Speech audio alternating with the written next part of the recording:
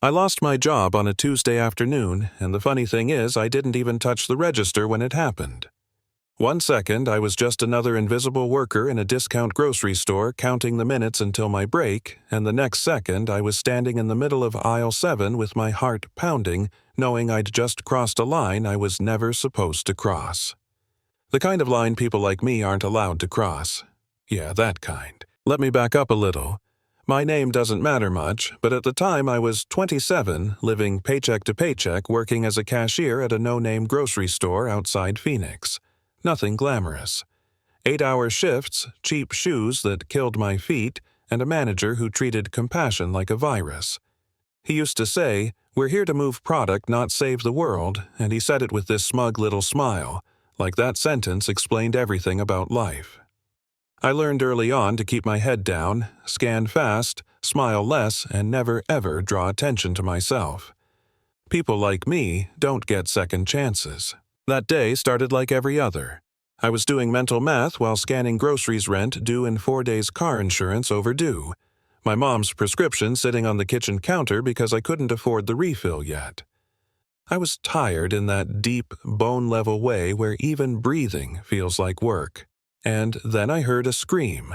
Not the angry kind, not the dramatic kind, the scared kind, the kind that makes your stomach drop because you know it's real. An elderly woman near the dairy section was panicking, clutching her chest, crying out for someone who clearly wasn't there.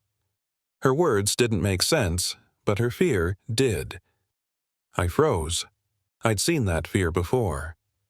My mother had early-onset dementia, and I knew that sound the way you know your own name. Confusion turning into terror, the mind slipping and dragging the body with it. I looked toward my manager. He was already watching me, arms crossed, daring me to make a mistake. I had a full line at my register. People shifting, sighing, tapping their cards impatiently. I knew the rules. Leave your station without permission and you're done. No warnings, no discussions, just a pink slip and a security escort if he felt dramatic. I stood there for half a second too long, my hands hovering over a loaf of bread, and I realized something that still surprises me. I wasn't deciding whether to help her. I already had. My feet just hadn't caught up yet. I told the woman in front of me I'd be right back, and I walked away. Not fast, not slow, just walked. I could feel my pulse in my ears. The elderly woman was shaking eyes wild, trying to pull away from a man I assumed was her son. He looked terrified too, like he was watching someone he loved disappear right in front of him and had no idea how to stop it. Other shoppers pretended not to see. You know how that goes. Everyone suddenly finds something very interesting on the shelves. I didn't announce myself. I didn't ask permission. I knelt down a few feet away and started humming. Soft at first. An old song my mother used to love. Music does something strange to people like her. It slips past the broken parts and finds something solid underneath. The woman's breathing hitched, then slowed. I kept humming, matching her rhythm, grounding her without touching her. Slowly, her eyes focused. She looked at me like she'd just found a handrail in the dark.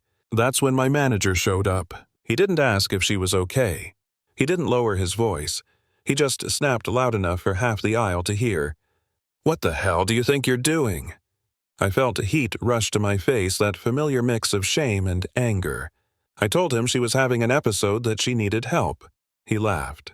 Actually laughed. Said, "You're not a nurse. You're not a therapist. You're a cashier who abandoned her register." Then he turned to the man with the woman and started apologizing for my unprofessional behavior, promising I'd be fired immediately. I expected the man to nod to side with him. That's what usually happens. People with power stick together. Instead, he said one word. Stop. Quiet. Calm. But it cut straight through the noise. He looked at his mother, then at me. Really looked at me like he was seeing something he hadn't known to look for. He asked my name. Then he did something that made my head spin. He told my manager I didn't work there anymore. Just like that. He offered me a job. Not as a cashier. As his mother's full-time care companion. Real salary. Benefits. Health insurance. I thought it was a joke. Or pity. Or some rich guy's impulse that would vanish the second reality set in. I told him I wasn't certified, didn't have degrees, didn't have the kind of credentials people like him usually required. He said something I'll never forget. I've hired credentials. I've never hired connection. I didn't say yes right away. Poverty teaches you not to trust miracles. I asked for a contract. I asked for security. I asked for an advance because I was $40 short on rent and my mom's medication was overdue. I half expected him to get offended. Instead, he nodded and wired the money that night. No speeches, no conditions, just action. I quit my job that day. Handed my badge to a man who'd spent years reminding me how replaceable I was. He told me I'd be back begging for my position within a month. I smiled and said maybe, but at least I'd know I'd tried. That scared him more than anger ever could. Working in that house was nothing like I imagined. It was beautiful, sure, but empty in a way money can't fix. His mother, who I'll call Margaret, didn't remember my name most days, but she remembered my voice. Music became our language. Some mornings she was sharp and funny. Other days she was lost and frightened. When words failed, rhythm worked. When logic collapsed, melody held her together. I learned her patterns, her triggers, the songs that pulled her back when she drifted too far. Slowly, things changed. Her son stopped hiding behind work.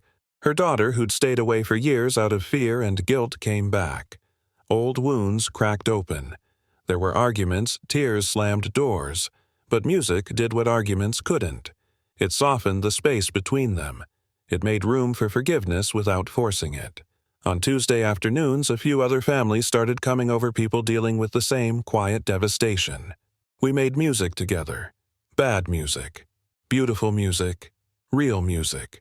For an hour at a time, no one was a patient or a problem. We were just people. I didn't realize I was burning out until I fell asleep sitting up, phone still in my hand, waiting for the next crisis. Someone had to tell me I mattered too. That saving everyone else while erasing yourself isn't heroism, it's slow self-destruction.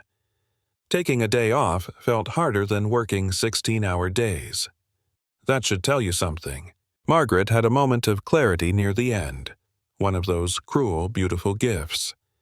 She knew she was dying. She thanked me for giving her back her music, for helping her family find her again inside the fog.